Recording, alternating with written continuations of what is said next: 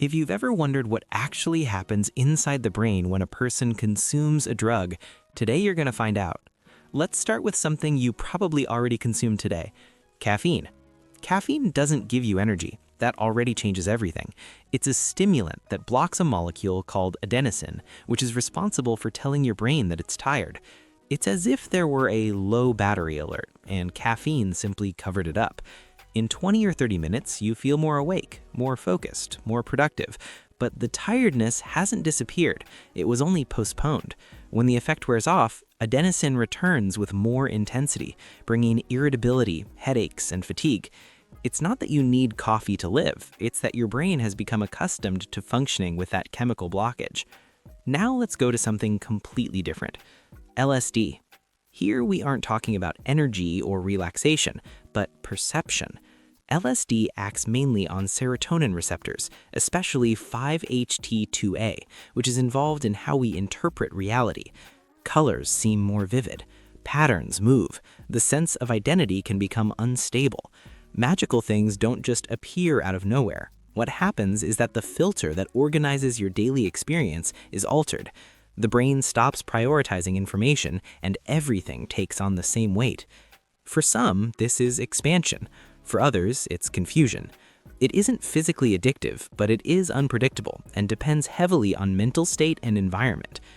Changing direction radically. Opioids. Here we enter a high-risk category. Substances like morphine, heroin, and fentanyl bind to receptors that block pain and produce an intense feeling of well-being. It's not an agitated euphoria. It's a profound relief, as if all discomfort were turned off at once. The brain quickly learns to associate that with absolute relief.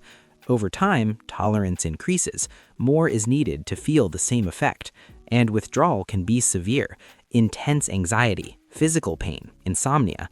The brain begins to treat the substance as if it were essential. Now for something socially accepted: alcohol. Alcohol is a nervous system depressant. At first, it reduces activity in the areas responsible for inhibition. That's why people talk more, laugh more, and feel more uninhibited. But as the dose increases, judgment, coordination, and the perception of risk decrease. And even though the brain is slower, the person may believe they are in control. The next day, in addition to physical symptoms, there is also a chemical drop in neurotransmitters, which can generate irritability and a sense of emptiness. Psilocybin, these so-called magic mushrooms. When metabolized, it transforms into psilocin, which interacts with serotonin receptors. There can be sensory and emotional intensification. Sounds seem deeper, colors more intense, memories more vivid. Some people report significant introspective experiences. Others may feel anxiety or disorientation. It doesn't generate physical dependence, but it can affect psychologically vulnerable people.